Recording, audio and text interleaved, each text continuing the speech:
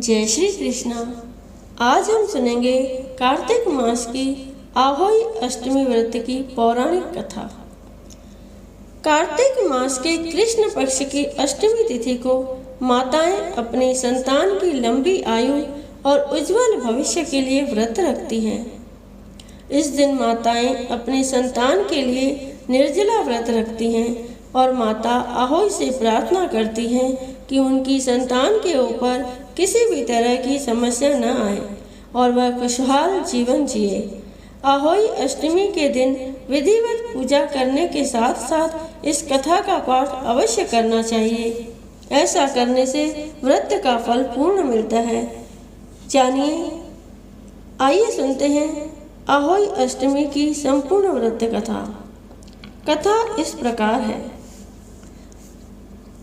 एक समय एक नगर में एक साहूकार रहता था। उसके 7 बेटे बहुए और एक बेटी थी।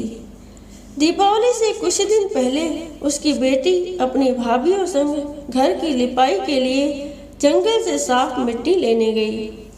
जंगल में मिट्टी निकालते वक्त खुरपी से एक श्याहू का बच्चा मर गया।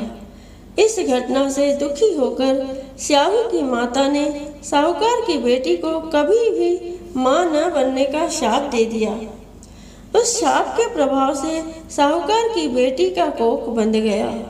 इस शाप से साहूकार की बेटी दुखी हो गई और उसने अपनी भाभीयों से कहा कि उनमें से कोई भी एक भाभी अपनी कोख बांध ले।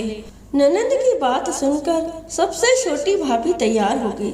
उस शाप के दुष्प्रभाव से उसकी संतान केवल 7 दिन ही जिंदा रहती थी। जब भी वह कोई बच्चे को जन्म देती, वह 7 दिन में ही मृत्यु को प्राप्त हो जाता था। वह परेशान होकर एक पंडित से मिली और उपाय पूछा। तब पंडित ने उन्हें सलाह दी कि सुरही गाय की सेवा करें। पंडित की सलाह मानकर उसने सुरही गाय की सेवा करनी शुरू की। उसकी सेवा से प्रसन्न गाय उसे एक दिन श्याहू की माता के पास ले जाती है।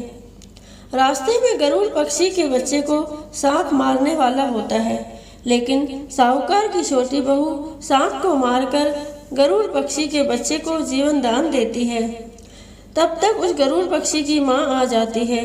वह पूरी घटना सुनने के बाद उससे प्रभावित होती है और उसे श्याहू की माता के पास ले जाती है। श्याहू की माता जब साहूकार की छोटी बहू की परोपकार और सेवा भाव की बातें सुनती है तो प्रसन्न होती है। फिर उसे 7 संतान की माता होने का आशीर्वाद देती है।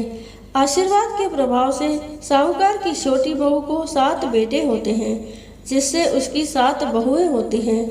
उसका परिवार बड़ा और भरा पूरा होता है। वह सुखी जीवन व्यतीत करती है। बोलो श्री कृष्ण भगवान की जय।